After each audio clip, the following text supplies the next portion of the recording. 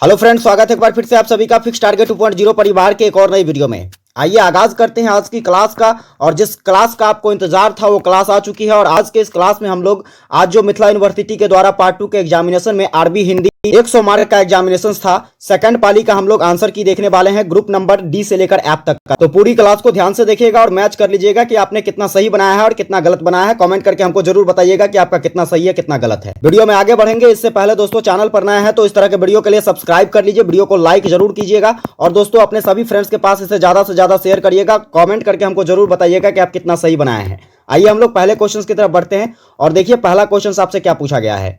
तो सबसे पहला क्वेश्चन दोस्तों आपसे पूछा गया है कि निबंध निकुंज के संपादक कौन है। तो इसका जो सही आंसर हो जाएगा ये हो जाएगा option number A, Ramakant Jha निबंध निकुंज के संपादक है। नेक्स्ट नंबर क्वेश्चन देखना भाई साहब क्या है। आपका नेक्स्ट नंबर क्वेश्चन पूछा गया था कि निबंध निकुंज में महात्मा गांधी लिखित निबंध कौन सा है।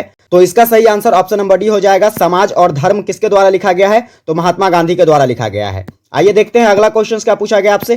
तो अगला क्वेश्चन है कि जीवन में सत्य के प्रयोग शीर्षक आत्मकथा किसकी कृति है। तो यहां पर इसका सही आंसर हो जाएगा option number A, Mahatma Gandhi की कृति है। आगे बढ़ते हैं, क्वेश्चंस देखिए क्या पूछा गया आपसे। क्वेश्चंस पूछा गया है कि गीता को मैं इसलिए आध्यात्मिक शब्दकोश मानता हूं, यह पंक्ति किससे उद्धृत है। तो यहां पर इसका सही आंसर हो जाएगा ऑप्शन नंबर सी, विविधता में एकता से उद्धृत है। फिर देखना अगला क्वेश्चन आपसे क्या पूछा गया है कि सर्वोदय किस विचारक का मौलिक चिंतन है। तो यहां पर इसका सही आंसर ऑप्शन नंबर ए हो जाएगा, विनोबा भावे का। आगे देखिए क्वेश्चंस, वीडियो को शेयर करते जाइए, क्लास को शेयर कीजिए ताकि काफी सारे स्टूडेंट जो हैं आपके जो जितने भी फ्रेंड्स हैं वो सभी के सभी दोस्तों इस क्लास से जुड़ सके और सभी अपना आंसर मैच कर सके कि कितना सही बनाया है। नेक्स्ट नंबर क्वेश्चंस देखिए, क्वेश्चंस क्या है, गीता प्रवचन पुस्तक के प्रणेता कौन है। तो इसका जो सही आंसर हो जाएगा ऑप्शन नंबर ए हो जाएगा, विनोबा भावे। और दोस्तों ये जो सेकंड सीटिंग में क्वेश्चंस आप लोगों से पूछी गई थी, बहुत ही दमदार क्वेश्चंस पूछा गया था और स्टूडेंट ने थोड़ा भी अगर लॉजिक लगाया होगा तो यहां पर लगभग क्वेश्चंस उन्होंने सही बनाया होगा। देखिए यहां पर आप देख पाएंगे कि क्या वो लॉजिक थी।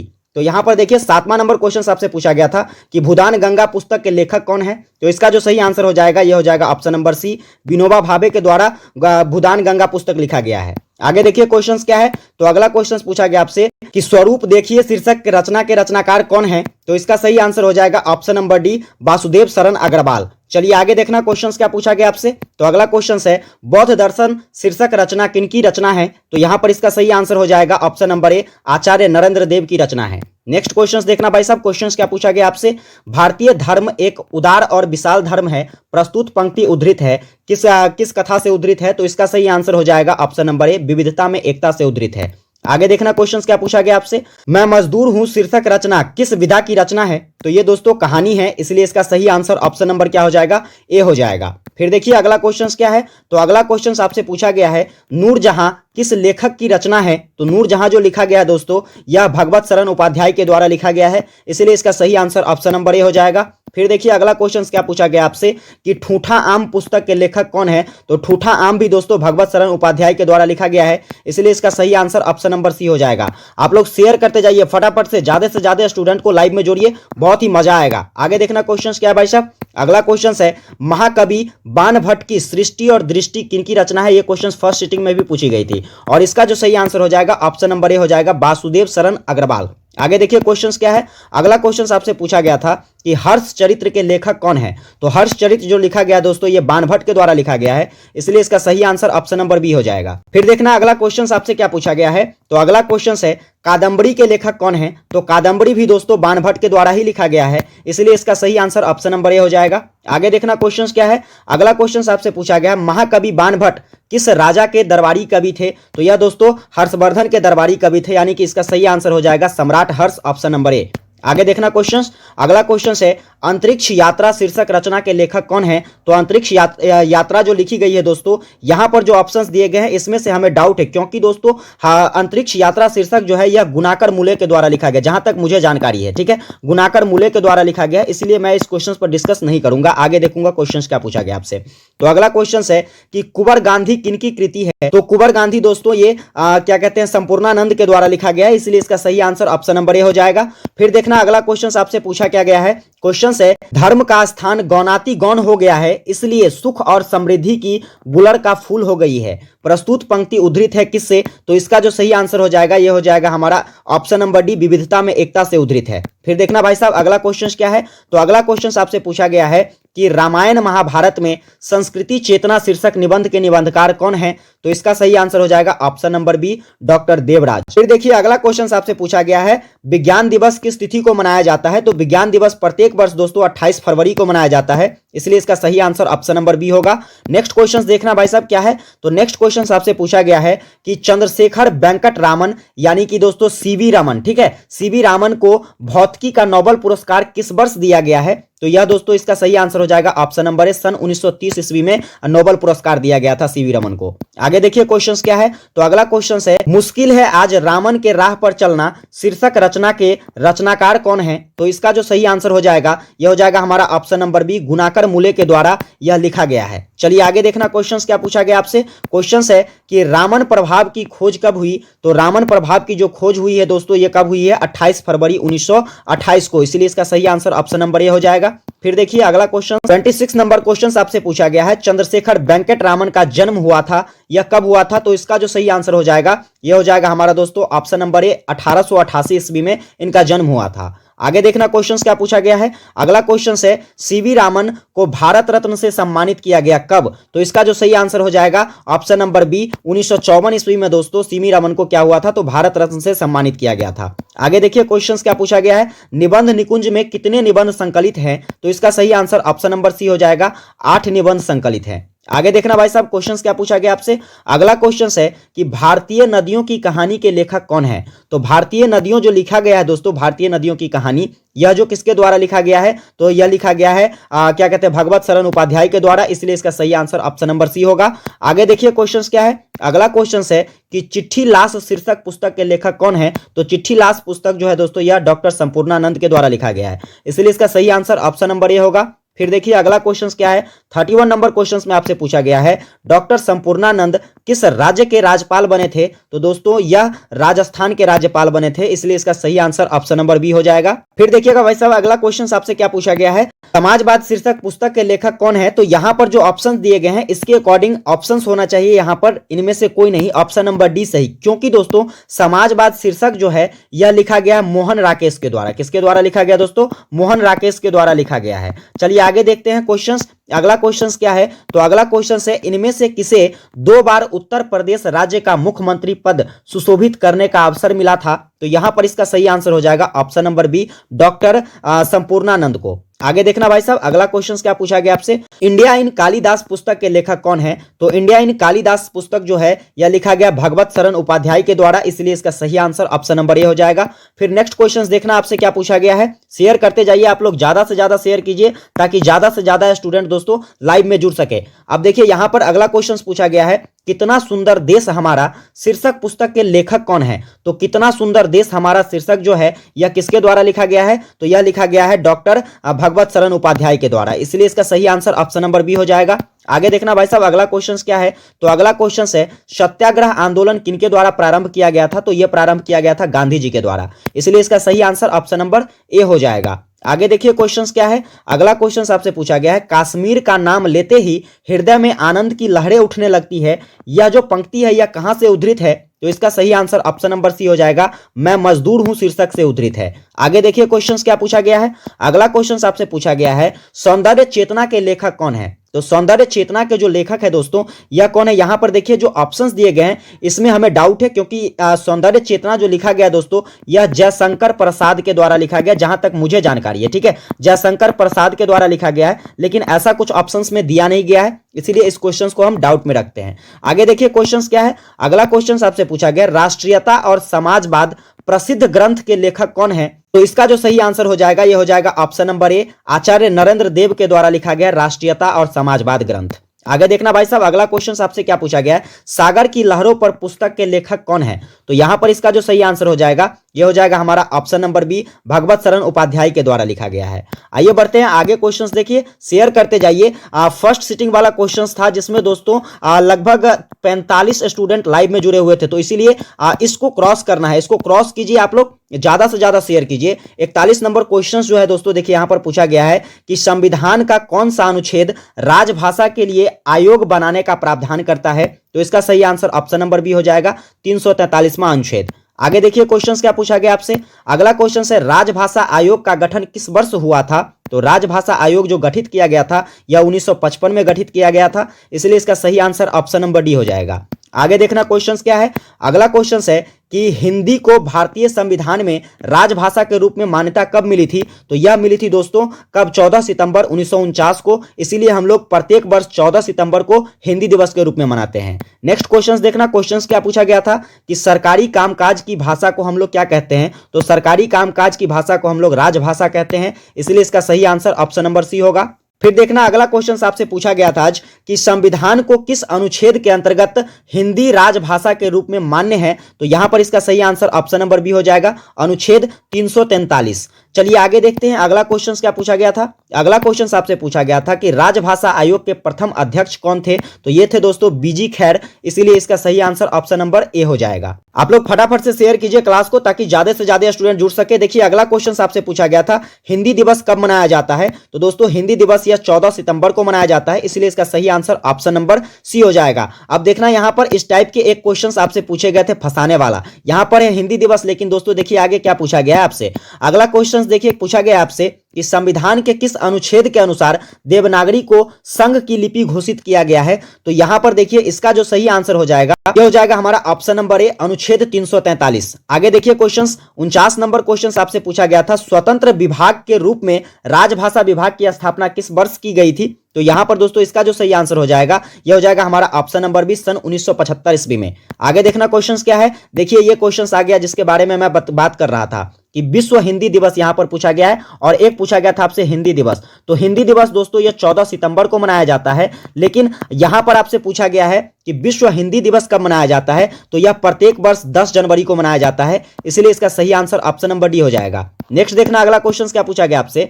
तो अगला क्वेश्चन है संविधान की किस अनुसूची में भारतीय भाषाओं को मान्यता मिली है। तो यहां पर इसका सही आंसर ऑप्शन नंबर डी हो जाएगा, 8वीं अनुसूची में। नेक्स्ट क्वेश्चन देखना, क्वेश्चन है कि अनुच्छेद 120 किससे संबंधित है। तो यहां पर इसका सही आंसर हो जाएगा ऑप्शन नंबर ए, संसद की भाषा से संबंधित है। नेक्स्ट क्वेश्चन देखिए क्या पूछा गया था आपसे, प्रथम राजभाषा आयोग में कुल कितने सदस्य थे। तो प्रथम राजभाषा आयोग जो थे दोस्तों इसमें कुल मिलाकर 20 सदस्य थे, इसलिए इसका सही आंसर ऑप्शन नंबर बी हो जाएगा। आगे देखना क्वेश्चन क्या है। अगला क्वेश्चन है जिस भाषा के माध्यम से व्यापक जनता से संपर्क किया जा सकता है वह भाषा क्या कहलाती है। तो उस भाषा को हम लोग संपर्क भाषा कहते हैं, इसलिए इसका सही आंसर ऑप्शन नंबर ए हो जाएगा। चलिए देखते हैं अगला क्वेश्चन क्या है। अगला क्वेश्चन पूछा गया राष्ट्रपति द्वारा प्रत्येक 5 से 10 वर्ष पर भाषा आयोग का गठन किया जाएगा, ऐसा प्रावधान संविधान के किस अनुच्छेद में है। तो इसका जो सही आंसर हो जाएगा यह हो जाएगा ऑप्शन नंबर ए, 345 अनुच्छेद में है। आगे देखिए क्वेश्चंस क्या पूछा गया आपसे। तो अगला क्वेश्चन आपसे पूछा गया है, देखिए यहां पर संक्षेपण होता है। तो संक्षेपण जो है दोस्तों यह मूल अवतरण का तिहाई भाग होता है, इसलिए इसका सही आंसर क्या हो जाएगा, ऑप्शन नंबर बी हो जाएगा। नेक्स्ट क्वेश्चन देखना क्या पूछा गया है, संक्षेपण का प्रयोग किया जाता है। तो संक्षेपण का जो दोस्तों प्रयोग किया जाता है यह कार्यालय में किया जाता है, इसलिए इसका सही आंसर ऑप्शन नंबर ए हो जाएगा। नेक्स्ट क्वेश्चन देखना क्या पूछा गया आपसे, कार्यालय ज्ञापन को कहा जाता है। तो कार्यालय ज्ञापन को हम लोग संशोधन पत्र कहते हैं, इसलिए इसका सही आंसर क्या हो जाएगा, ऑप्शन नंबर ए हो जाएगा। नेक्स्ट क्वेश्चन देखना क्या कहता है कि अच्छे पत्र के गुण हैं सहज भाषा शैली या फिर विचारों की स्पष्टता या फिर संक्षिप्तता या फिर इनमें से सभी। तो इसका जो सही आंसर हो जाएगा ऑप्शन नंबर डी, उपयुक्त सभी। आगे देखना क्वेश्चन क्या है। अगला क्वेश्चन पूछा गया था कि लोकसभा के संबंध में सत्य कथन कौन सा है। तो यहां पर इसका जो सही आंसर हो जाएगा यह हो जाएगा हमारा ऑप्शन नंबर सी, साहित्य की भाषा। फिर देखना अगला क्वेश्चन आपसे क्या पूछा गया है। तो क्वेश्चन है कि प्रेस विज्ञप्ति जारी किया जाता है। तो यहां पर क्या है ऑप्शन, सर्वसाधारण के लिए या फिर किसी व्यक्ति के लिए, सार्वजनिक सूचना के लिए या फिर उपयुक्त सभी। तो इसका जो सही आंसर हो जाएगा यह हो जाएगा ऑप्शन नंबर डी, उपयुक्त सभी के लिए। आगे देखना क्वेश्चन क्या है। अगला क्वेश्चन है कि टिप्पण की भाषा कैसी होती है।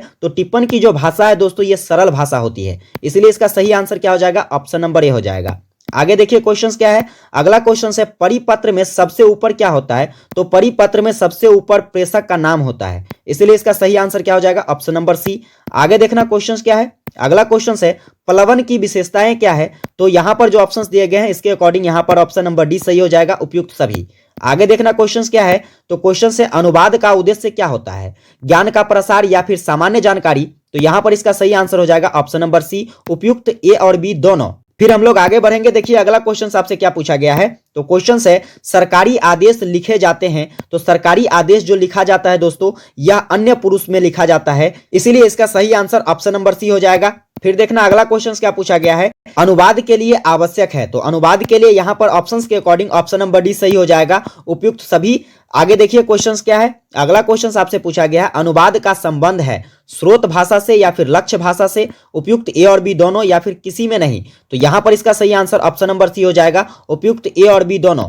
फिर देखना अगला क्वेश्चन क्या है, अगला क्वेश्चन है मितव्यय पत्र का प्रयोग किया जाता है, तो इसका जो सही आंसर हो जाएगा दोस्तों यह हो जाएगा ऑप्शन नंबर डी, उपयुक्त सभी। फिर देखिए अगला क्वेश्चन क्या है, तो अगला क्वेश्चन पूछा गया है आदर्श अनुवादक के गुण होने चाहिए, तो यहां पर ऑप्शंस के अकॉर्डिंग इनमें से सभी होना चाहिए, ऑप्शन नंबर डी सही हो जाएगा। आगे देखना क्वेश्चन क्या है, अगला क्वेश्चन है कि विवरणिका का अंग्रेजी अनुवाद क्या है, तो विवरणिका का जो अंग्रेजी अनुवाद है दोस्तों यह क्या हो जाएगा, तो यह हो जाएगा ब्रोचर, तो इसीलिए इसका सही आंसर ऑप्शन नंबर ए हो जाएगा। आगे देखिएगा क्वेश्चन क्या है, तो अगला क्वेश्चन आपसे पूछा गया प्रशाखा पदाधिकारी के लिए अंग्रेजी अनुवाद क्या है, तो इसका सही आंसर हो जाएगा option number B section officer. आगे देखना क्वेश्चन क्या है, अगला क्वेश्चन है लेखा अधिकारी के लिए अंग्रेजी प्राय क्या है, तो यहां पर इसका सही आंसर क्या हो जाएगा, ऑप्शन नंबर ए हो जाएगा अकाउंटेंट ऑफिसर। आगे बढ़ेंगे क्वेश्चंस देखिए क्या पूछा गया है, शेयर करते जाइएगा आप लोग, फटाफट से शेयर कीजिए, शेयर करने में आप लोग कंजूसी करते हैं। और लाइक देखिए अभी तक लाइक कंप्लीटेबल नहीं है, लाइक को पूरा कीजिए, जितने लोग लाइव में हैं सभी लोग लाइक कीजिए वीडियो को। आगे देखिए यहाँ पर क्वेश्चन क्या है, शपथ पत्र हलफनामा इसके लिए अंग्रेजी अनुवाद क्या है, तो इसका जो सही आंसर हो जाएगा यह हो जाएगा ऑप्शन नंबर ए एफिडेविट। आगे देखिए क्वेश्चन क्या है, अगला क्वेश्चन आपसे पूछा गया है कि भविष्य निधि के लिए अंग्रेजी शब्द क्या है, तो भविष्य निधि के लिए जो अंग्रेजी शब्द है इसका जो यहां पर सही आंसर हो जाएगा यह हो जाएगा option number A provident fund. आगे देखिए क्वेश्चन क्या है, तो अगला क्वेश्चन पूछा गया है आपसे काउंटर साइंड का हिंदी अनुवाद क्या है, तो काउंटर साइंड का हिंदी अनुवाद होता है प्रति हस्तांतरित, इसलिए इसका सही आंसर क्या हो जाएगा ऑप्शन नंबर ए। आगे देखिए क्वेश्चंस क्या पूछा गया है, डिस्क्रेशनरी पावर का हिंदी अनुवाद क्या होता है, तो दोस्तों डिस्क्रेशनरी पावर का जो हिंदी अनुवाद होता है यह होता है विवेकाधिकार, इसलिए इसका सही आंसर क्या हो जाएगा ऑप्शन नंबर बी हो जाएगा। नेक्स्ट क्वेश्चन देखना क्या पूछा गया है, तो नेक्स्ट क्वेश्चन है स्टेटस क्यू के लिए हिंदी अनुवाद क्या है, तो स्टेटस क्यू के लिए हिंदी अनुवाद जो है यहां पर इसका सही आंसर हो जाएगा ऑप्शन नंबर ए यथावत स्थिति। आगे देखना क्वेश्चन क्या है, अगला क्वेश्चन है भायाभोग का हिंदी अनुवाद क्या है, तो यहां पर इसका सही आंसर ऑप्शन नंबर ए हो जाएगा मौखिकी या फिर मौखिक परीक्षा। नेक्स्ट क्वेश्चन देखना, क्वेश्चन है कंपलसरी का हिंदी अनुवाद क्या होता है, तो कंपलसरी का जो हिंदी अनुवाद होता है यह होता है अनिवार्य, इसलिए इसका सही आंसर ऑप्शन नंबर ए हो जाएगा। नेक्स्ट क्वेश्चन देखना क्या है, नेक्स्ट क्वेश्चन कहता है संपादक का अंग्रेजी अनुवाद क्या है, तो संपादक का अंग्रेजी अनुवाद होता है दोस्तों एडिटर, इसलिए इसका सही आंसर क्या हो जाएगा ऑप्शन नंबर ए। आगे बढ़ना क्वेश्चंस देखते हैं क्या पूछा गया है, तो अगला क्वेश्चन है अनुमोदन का अंग्रेजी अनुवाद क्या होता है, तो अनुमोदन का जो अंग्रेजी अनुवाद होता है दोस्तों यह क्या होता है, तो अप्रूवल होता है, इसलिए इसका सही आंसर ऑप्शन नंबर ए हो जाएगा। आगे देखना क्वेश्चंस क्या है, क्वेश्चन है आयोग का अंग्रेजी अनुवाद क्या होता है, तो आयोग का जो अंग्रेजी अनुवाद है यह होता है कमीशन, इसलिए इसका सही answer option number A. Next देखना क्वेश्चन क्या है, क्वेश्चन है गोपनीय के लिए अंग्रेजी शब्द है, तो गोपनीय के लिए जो अंग्रेजी शब्द है यह कौन सा है, तो कॉन्फिडेंशियल, इसलिए इसका सही आंसर क्या हो जाएगा ऑप्शन नंबर बी हो जाएगा। नेक्स्ट क्वेश्चन देखना क्या है, नेक्स्ट क्वेश्चन है अध्यादेश का अंग्रेजी अनुवाद क्या है, अध्यादेश का जो अंग्रेजी अनुवाद है यह है ऑर्डिनेंस, इसलिए इसका सही आंसर क्या हो जाएगा ऑप्शन नंबर ए हो जाएगा। फिर देखना अगला क्वेश्चन क्या पूछा गया आपसे,